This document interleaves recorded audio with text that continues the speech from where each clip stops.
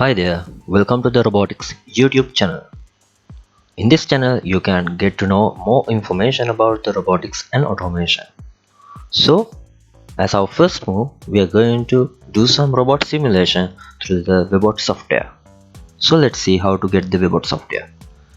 As you can see, you have to search Webots in the Google or otherwise you can just type cyberbotics.com in the web browser and go to know this web page.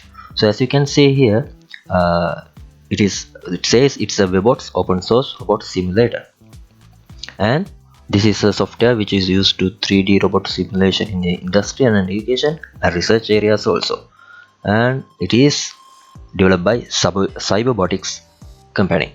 So first of all, we need to set up it in our computer. So let's see how we're going to install this software.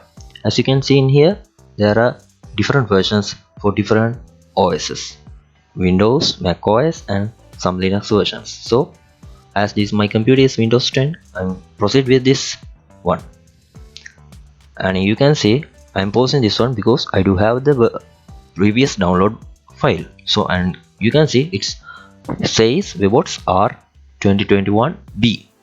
It's because it has been published with the July 16, 2021.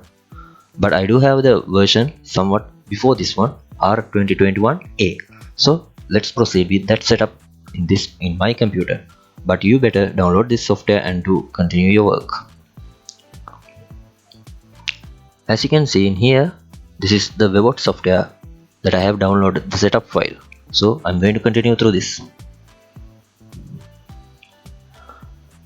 And it asks for this one user or the full user. I'm using for the all users, and then continue. We'll wait. It takes some time because of the software it's about 1.63 GB size, so it need to be loaded before running, so it takes some time. But once we started to install it, it's so fast one. So let's proceed with next and install.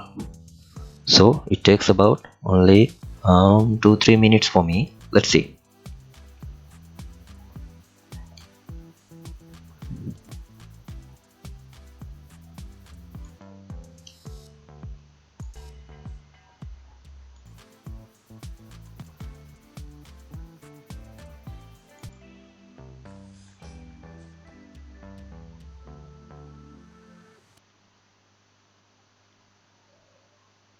So as you can see, it has been it has been installed successful.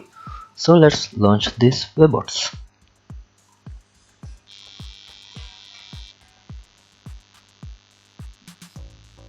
So this is the begin interface of this Webots software.